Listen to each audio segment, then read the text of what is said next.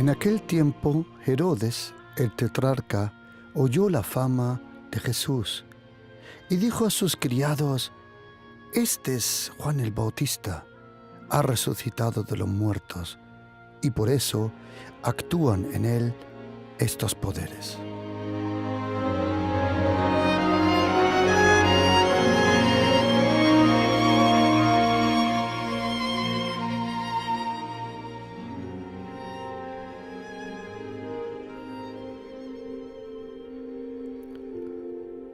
Y por eso actúan en él estos poderes. Nosotros todos sabemos que no era Juan Bautista el que había resucitado, sino que era Jesucristo, el Hijo de Dios, el que iba predicando el Evangelio del reino de los cielos, demostrando su autoridad y también la razón por que él vino. Ya en el nombre del Señor Jesús podemos encontrar la razón por que él vino. El nombre Jesús, en español, Jesus en inglés, Jesus en alemán, Jesús en griego, proviene del nombre Yeshua o Yeshua. Yeshua significa Salvador, salvación, pero también Yeshua, de donde proviene el nombre, significa el Señor, el que libera, el Señor, el que sana, y el Señor, el que salva. Y eso es lo que hacía Jesucristo. 1/3 de su ministerio, de sus milagros, si lees los 4 evangelios, puedes observar cómo Jesucristo echaba fuera los demonios. Echar fuera demonios no se llama hacer exorcismo. Esa palabra exorcismo en griego aparece una vez en la carta de los Hechos, capítulo 19, y no se refiere a los discípulos de Jesucristo, ni el apóstol Pablo, ni Juan, ni Pedro. La palabra para echar demonios fuera, mayormente la que se usa es ekbalo, que es darle una patada, echarlo fuera. Darle una patada y echarlo fuera. Esa es la palabra, ekbalo.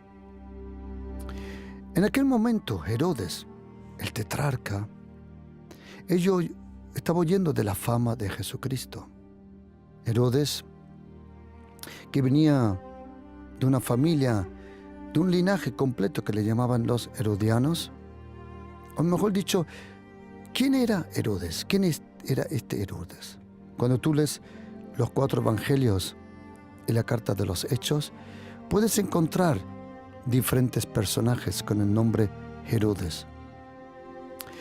En Lucas capítulo 3, versículo 1 nos dice que Herodes era tetrarca. ¿Tetrarca? ¿Por qué tetrarca? Esa palabra tetra, en griego 4, es porque detrás de la muerte de Herodes el Grande, su papá, aquel Herodes que persiguió a Jesucristo, como podemos leer en Mateo capítulo 2, que luego dejó matar a todos los niños hasta la edad de 2 años. Ese Herodes le llamaban Herodes el Grande. Pero aquí, Herodes el tetrarca, él venía de todo un linaje de personajes llamados Herodes. En aquel momento, cuando Jesucristo vino a Israel, a Judea, Galilea y Idumea, en aquel momento el imperio romano había dividido la tierra de Israel en 4, vamos a llamar, territorios. El primero era Poncio Pilato. Él gobernaba en Judea, con la capital de Jerusalén.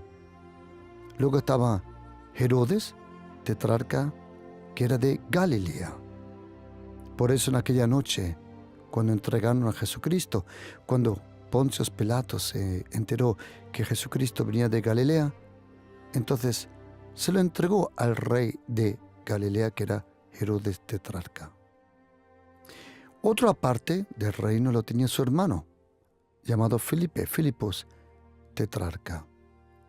También llamado Herodes Boethos, es mencionado en Marcos 6:17. Él era el rey, entre comillas, de Iturea y de la provincia de Traconite, como dice en griego, Traconite en español. Y luego estaba Lisanías, que era gobernador de una parte del imperio llamado Abilén. En la Biblia encontramos diferentes nombres. Cuando tú lees y tienes la posibilidad de tener el texto antiguo, los textos antiguos, mayormente del Nuevo Testamento en griego, puedes leer que casi todos se llamaban Herodes. Por ejemplo, Herodes el Grande era llamado Herodes Antipatros, que significa, era como su papá, como su padre se llama Antipatros. Lo podemos leer en Mateo capítulo 2. Su hijo uno era Herodes Arquelao. Herodes Arquelao. Y luego encontramos Herodes Antipas, que es que dijo que los poderes que actuaban eran los poderes de la resurrección. Luego Herodes el Grande tuvo 2 nietos. El primero se llamaba Herodes Agripa, que murió Agripa el primero, murió comido por los gusanos. Lo podemos leer en Hechos capítulo 12, versículo 18. Y luego, uno de la familia de los últimos reyes, entre comillas, de la familia de los herodianos, era Herodes Agripa, el segundo, que tuvo un encuentro con el apóstol Pablo y dijo: como sigas así predicando, yo también voy a llegar a la fe en ese Jesucristo que tú estás hablando. Por eso podemos leer de diferentes nombres de Herodes. Este Herodes, aquí en Lucas capítulo 13:32, Jesucristo le llama el zorro. En un momento los fariseos le dijeron: tienes que huir porque Herodes quiere matarte. Y Jesucristo le dijo: id y decidle a este zorro. La Biblia española, la Reina Valera, dice zorra, pero no pone zorra, sino literalmente en griego dice zorro, porque zorra y zorro, el significado es muy, muy diferente. Zorro es una persona que no puedes confiar, ambivalente. Así era Herodes, ambivalente. Y en Marcos capítulo 8, versículo 15, Jesucristo incluso nos advierte de tener cuidado de la levadura de Herodes. Es interesante que Jesucristo nunca dijo: cuidaros del adulterio, que es malo, cuidaros de matar gente, que también es malo. Es interesante que Jesucristo nos dijo: cuidaros de la levadura de los fariseos, saduceos, escribas, y también de la levadura de Herodes. Porque existen diferentes formas de levadura. Según Mateo capítulo 13, 33, el reino de los cielos es mencionado como levadura. La doctrina antigua, el primer pacto, también es llamado como levadura antigua.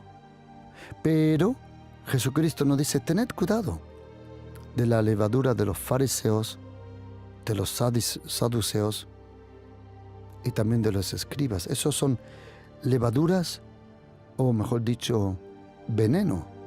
Es veneno tóxico de doctrina y religioso.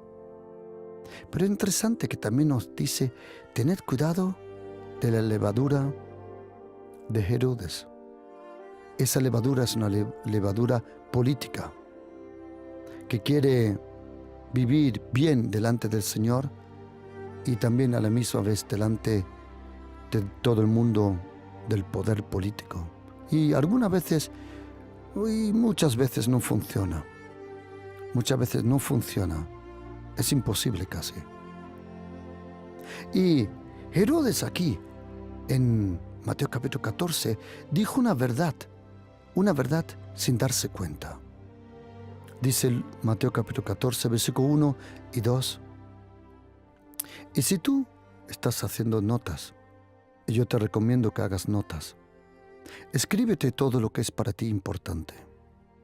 Siempre que estés leyendo un artículo, un libro, viendo un documental, viendo cosas que te interesan, yo te recomiendo escríbete las cosas que piensas que son interesantes y que no quieres que se te olviden.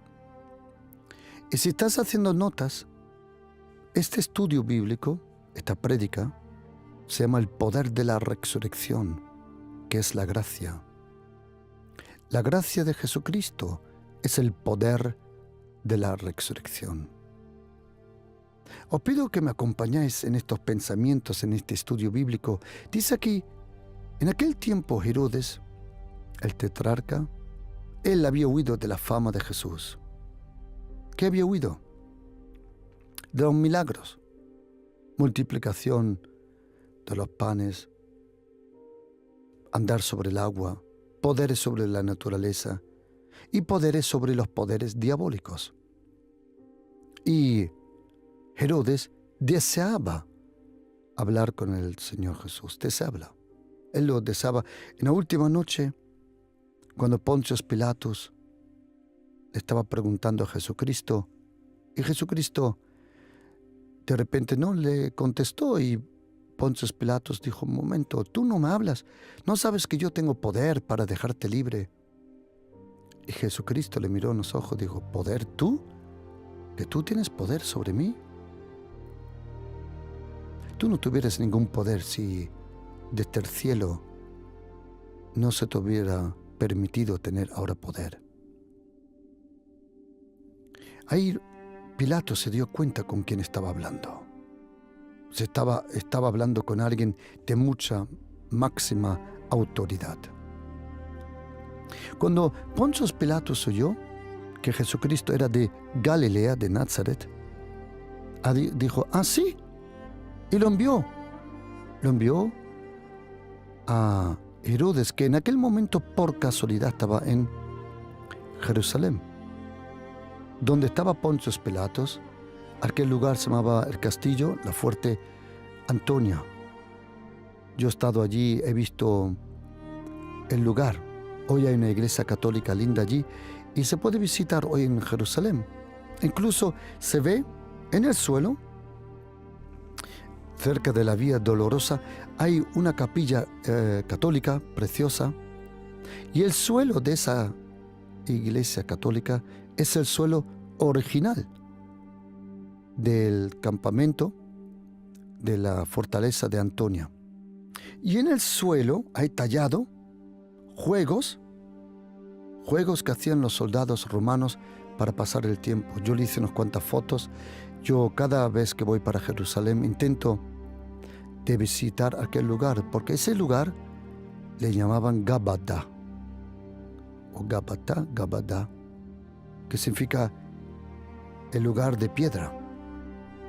Y allí también había un trono de piedra donde Poncio Pilatos se sentó para condenar a Jesucristo a la muerte. Cuando Poncio Pilatos habló con Jesucristo y se dio cuenta que era del norte de Israel, llamado Galilea, por casualidad Herodes estaba en Jerusalén y Poncio Pilatos lo envió a Herodes.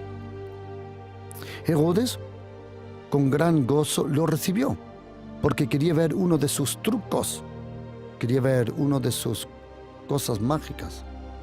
Pero Jesucristo no habló con él, ni una palabra. ¿Por qué? Tenéis que saber una cosa de Jesucristo. Jesucristo, de nacimiento, era el rey de los judíos. Él no fue nacido para ser nombrado rey. Él nació como rey. Por eso los magos que vinieron desde el oriente, siguiendo esa estrella que se estaba moviendo, Tenéis que saber una cosa de las estrellas. La constelación del universo, hay una rotación, sí. Lo uno da vueltas en lo otro. Pero es tan mínima la rotación, el movimiento del universo, de las galaxias, que nuestro propio ojo no lo puede observar. Normalmente para nosotros las estrellas parecen siempre estar en el mismo lugar y por eso se pueden observar los planetas. La luz que reflejan los planetas de noche es otra clase de luz que nos llega desde las estrellas. Por eso observar un planeta, esa palabra planeta, planao en griego, significa dar la vuelta o algunas veces significa estar confuso. Cuando la oveja perdida se perdió, dice en griego planao, descarriado, estar confuso. Y por eso los planetas se pueden observar porque las estrellas para nuestro ojo están siempre en el mismo lugar. Aunque no están en el mismo lugar. A lo largo de los muchísimos años, las estrellas se mueven, las galaxias, mejor dicho. Hay una orden divina sujetada por una cosa que se llama la materia oscura. Materia oscura le llaman porque es un constructo matemático, físico, que se sabe que existe un poder que sujeta el universo, pero nunca se ha visto. Y nosotros sí sabemos cuál es el poder que sujeta el universo. Está escrito en Hebreos capítulo 1, versículo 3. Dice que Jesucristo sustenta todo con el poder de su palabra.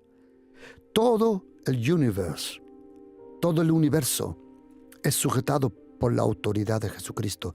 Su palabra sujeta todo el universo en su lugar.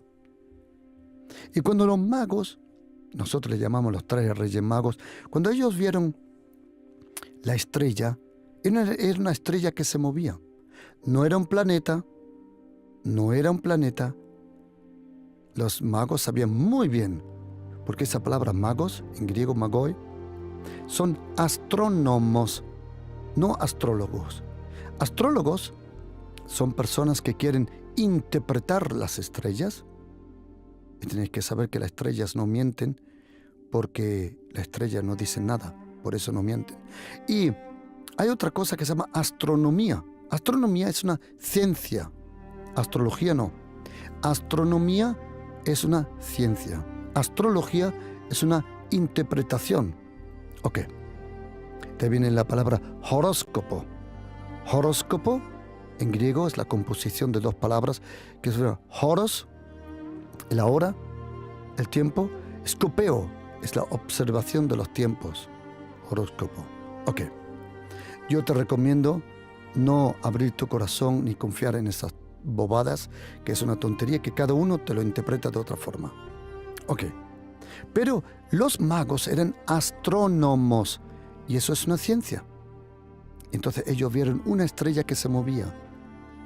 Todas las otras estrellas estaban en su lugar, pero solo una se movía. Hay muchos dioses, entre comillas, que tienen ojos y no ven, oídos y no oyen, pies y no andan. Pero hay un Dios que mueve las estrellas.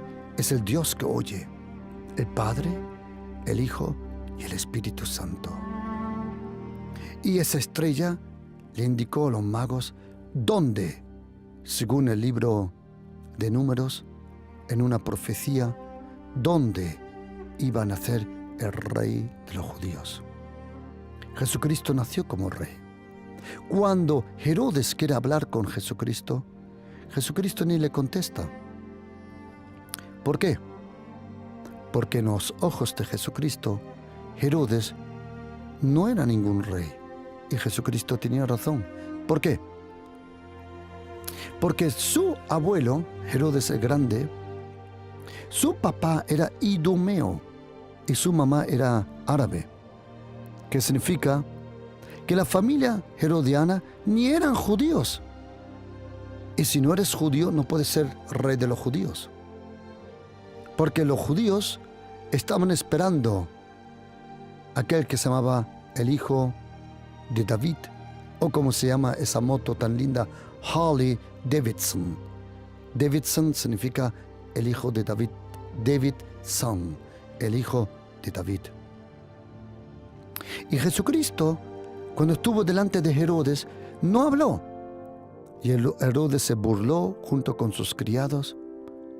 Pero ahora oye lo que hizo Herodes. Él cogió un manto, una túnica roja, de púrpura roja, y se la puso a Jesucristo. Ahora tienes que saber una cosa.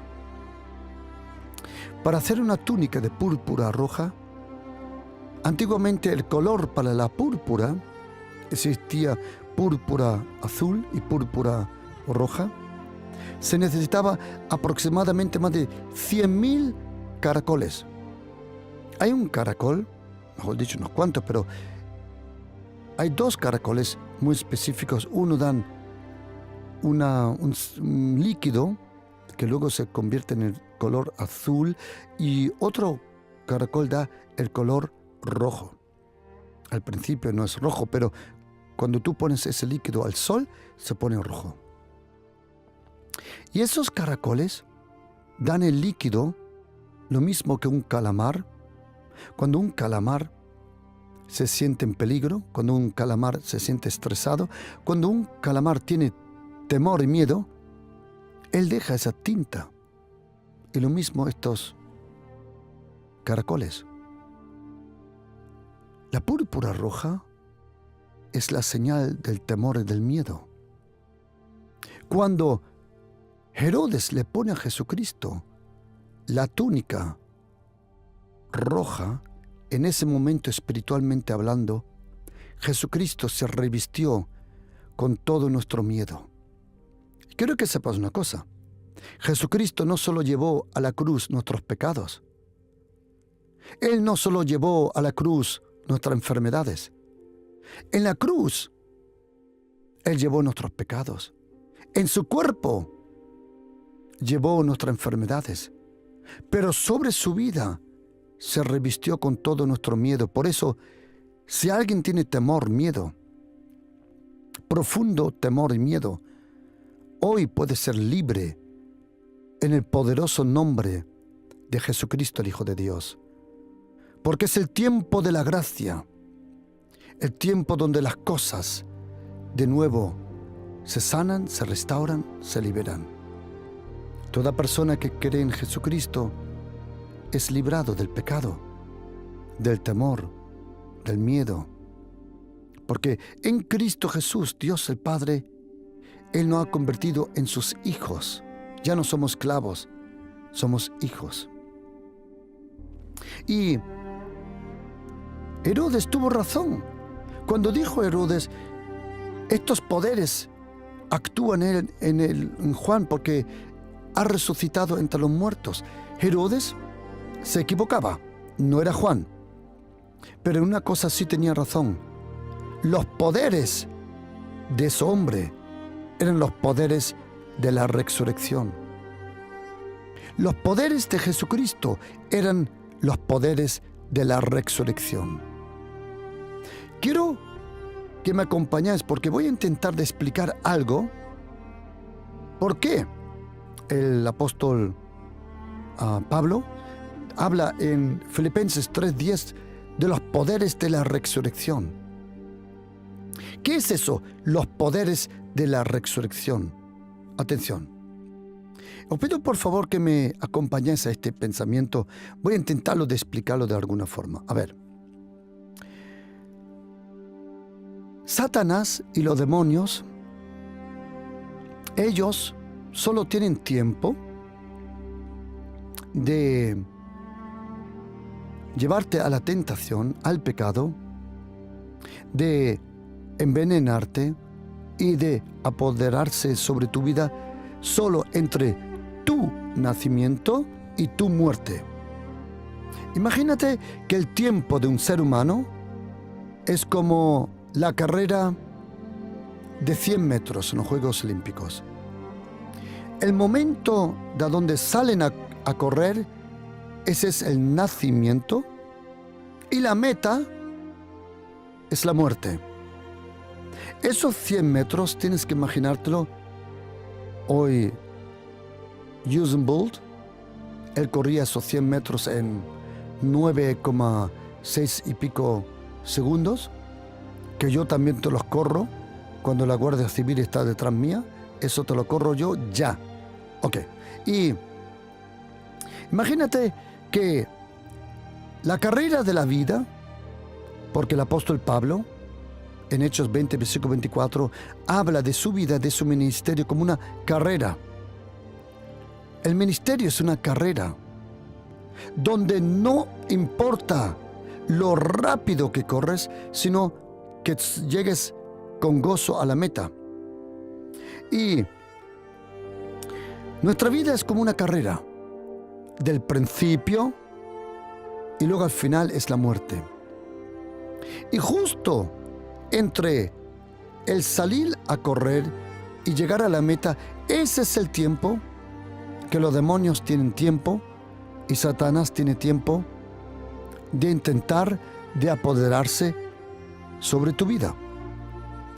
Hay un problema, que nuestra naturaleza que hemos recibido de Adán tiene la tendencia de pecar, tiene la tendencia de atraer la tentación y la maldad.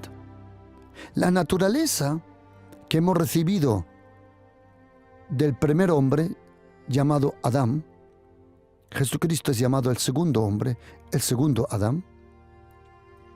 El primer hombre, Adán, y su esposa, Eva, ellos nos dieron como herencia en nuestra carne, en nuestro hombre viejo, la tendencia de pecar, de ser atraído por el pecado. Ok. Y Satanás y los demonios, el mundo, el pecado, la muerte y la destrucción, se aprovechan de esa cosa que hay en nuestra carne. Cuando Satanás quiere apoderarse de una persona, tienes que saber que él solo tiene tiempo desde el nacimiento hasta la muerte. Más tiempo él no tiene. Más tiempo él no tiene. ¿Por qué no? Porque toda la naturaleza y todo lo que es creado es limitado. La creación es limitada. Toda la creación, sean ángeles, sean demonios, sea Satanás, sean los árboles, sea la fauna preciosa del Amazonas, whatever, lo que sea, es limitado. Toda la creación es limitada. ¿Limitada dónde? Es limitada en tiempo y espacio. Toda la creación está encerrada en el tiempo y en el espacio. Y no puede moverse. Está condenada al tiempo y al espacio. No puede salir de ahí. No existe eso. Por eso, el único que no tiene límites en tiempo y espacio es el Padre, el Hijo y el Espíritu Santo. Cuando Jesucristo quiso venir para salvarnos, Él tuvo que venir del tiempo que no tiene limitaciones. Ese tiempo se llama eonos en griego, es la eternidad. Y Jesucristo, para salvarnos, tuvo que venir a nuestro tiempo, o como dice la Biblia, cuando el tiempo se cumplió. Cuando el tiempo se cumplió, Dios envió a su Hijo, nacido por una mujer, por una virgen, vino para salvar los que estaban bajo la ley. Ok. Nació bajo la ley para salvar los que estaban bajo la ley. La ley de Moisés, pero también la ley de la muerte, del pecado y de los poderes oscuros. Y había otro problema, que el enemigo definitivo del ser humano era la muerte. Pero la muerte no la puedes vencer con la vida. Atención, la muerte no se puede vencer con la vida. Por favor, acompáñame en este pensamiento. Jesucristo vino a nuestro tiempo porque Él sabía que en el momento que Él entra por nacimiento a esta tierra, todos los poderes diabólicos,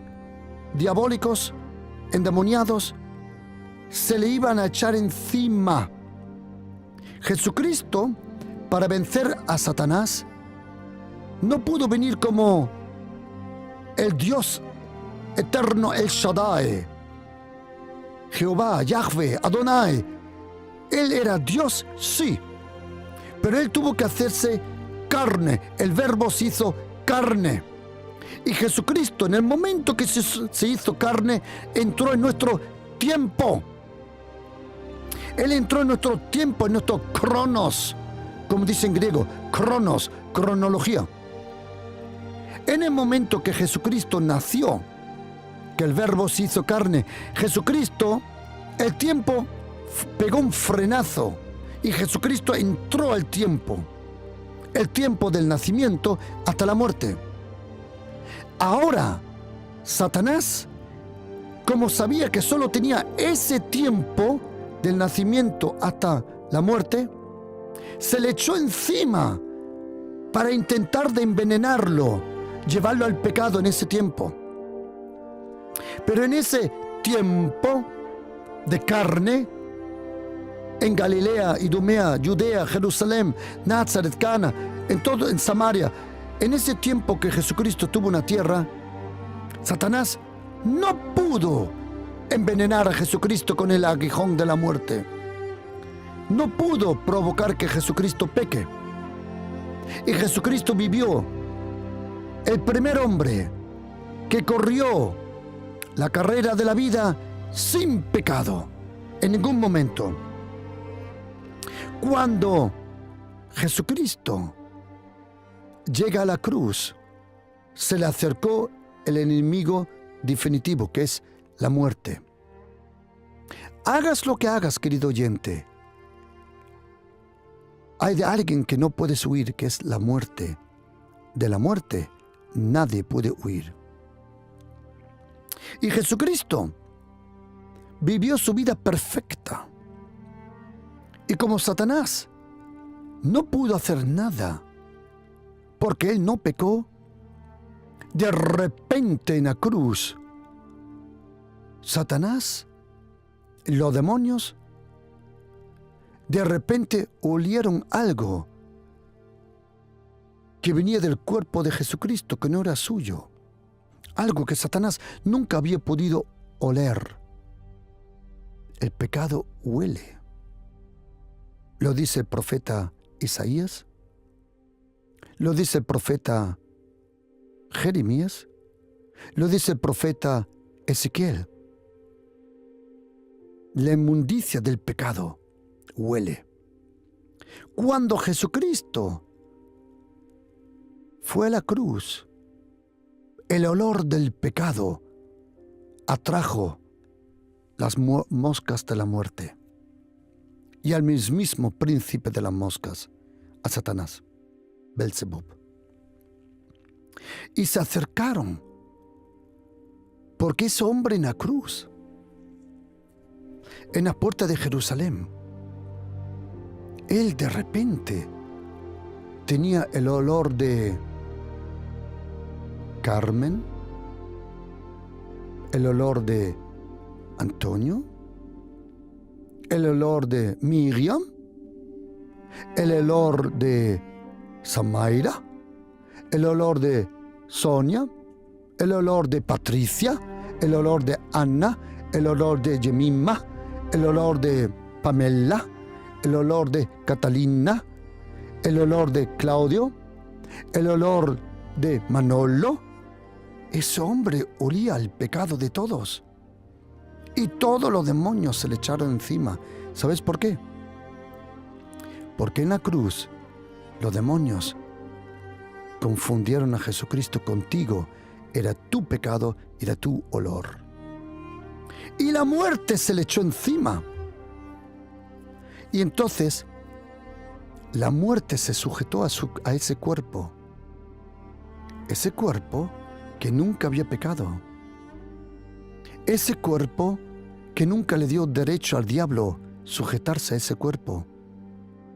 Pero en ese momento, Jesucristo se hizo pecado por nosotros. Él no solo llevó el pecado, Él se hizo pecado por nosotros. Satanás, los demonios, la muerte, todo Hell Power se sujetó a ese cuerpo, pensando, ahora le tenemos. Acuérdate que la muerte es el final de todo. La muerte es el final. Y cuando la muerte se sujetó al cuerpo de Jesucristo, y Jesucristo dijo, tetelestai, en griego, consumado es, perfectus est, en latín, ya todo está pagado.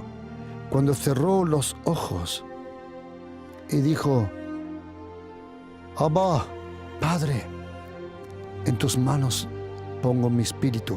Cuando el último oxígeno de los pulmones de Jesucristo salió y por última vez respiró, cuando de repente el corazón dejó de funcionar, cuando la sangre ya no se movía en el cuerpo, cuando ya los pulmones no se llenaron con oxígeno, de repente los demonios, Satanás y la muerte se dieron cuenta, algo está mal aquí, algo está mal. Y Jesucristo arrojó a Satanás, a los demonios y a la muerte, como dice la Biblia en Colosenses capítulo 2, versículo 14. Lo despojó, le quitó su armadura, su poder, su autoridad. ¿Dónde? En la cruz. En la cruz vino la victoria sobre Satanás, la muerte, los demonios, el pecado, la enfermedad. Y cuando Jesucristo muere, todos van con Él al Hades, todos. La muerte, el Hades, Satanás, los demonios, todos fueron arrojados a las tinieblas. Y cuando Jesucristo llega al Hades, de repente aparece en vestidura blanca. ¿Por qué? Porque Él es la justicia de Dios. Y de repente se dieron cuenta que la habían embarrado. Ahora se dieron cuenta, adiós, ya es tarde. O como dice esa canción, y se marchó, se acabó. La muerte había sido vencida por la muerte inocente. La muerte que tenía razón fue vencida por la muerte inocente del Cordero de Dios. El pecado, la enfermedad, todo fue arrojado a las tinieblas. Y 3 días después, ese cuerpo, en un jardín, José de Arimatea dio su sepulcro sin saber el acto profético que estaba haciendo. Y a los 3 días, de repente del cielo, un ángel viene, quita la piedra y de repente el Ruach HaKodesh, el Ruach de Dios, el Espíritu Santo de Dios, vino a ese cuerpo. Y de repente esos pulmones hicieron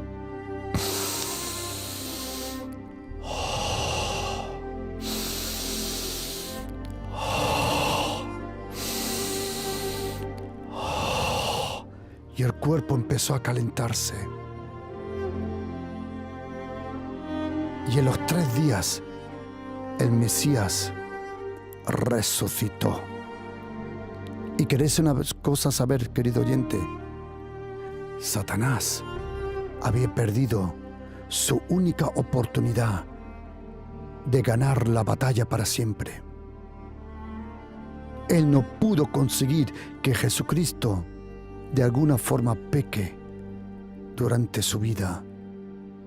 Y ahora, cuando Jesucristo resucitó, ningún demonio, ninguna maldición, ninguna hechicería, ninguna brujería y ningún Satanás tenía acceso a la resurrección. Porque la resurrección es la vida que nosotros cristianos vivimos. Jesucristo dijo en Juan 11:35, yo soy la resurrección. Jesucristo es la resurrección. Él es la vida.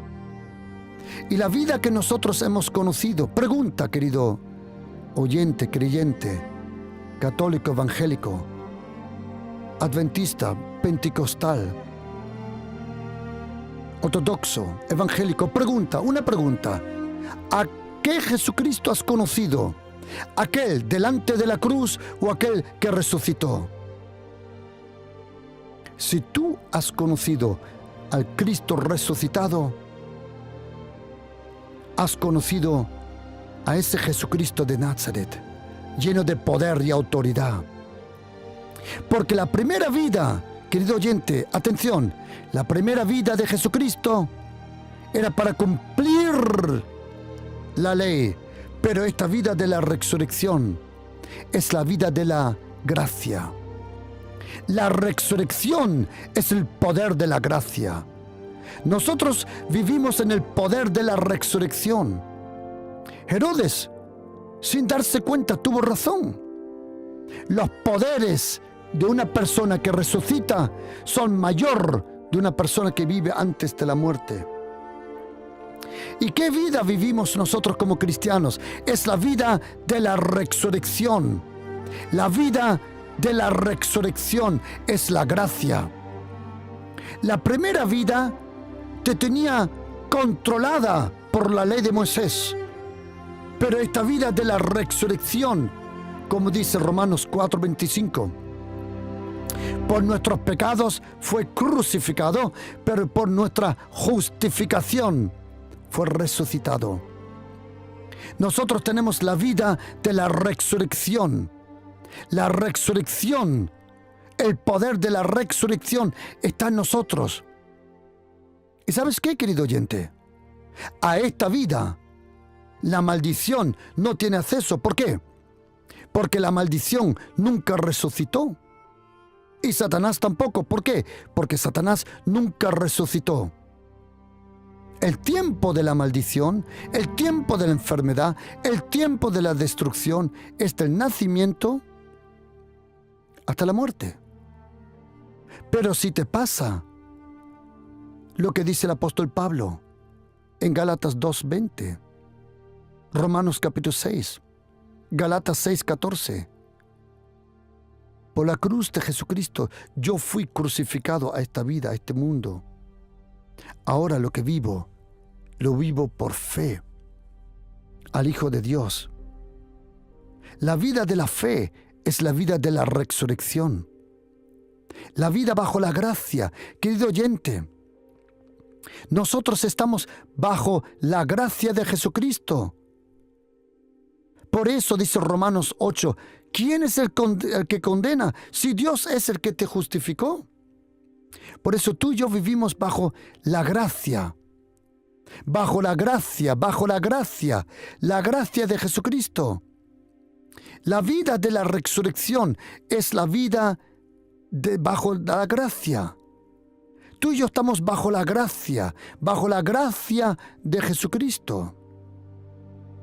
Es lo mismo que Moisés y Josué. Moisés tenía un siervo que cuando salió de Egipto tenía aproximadamente 20 años.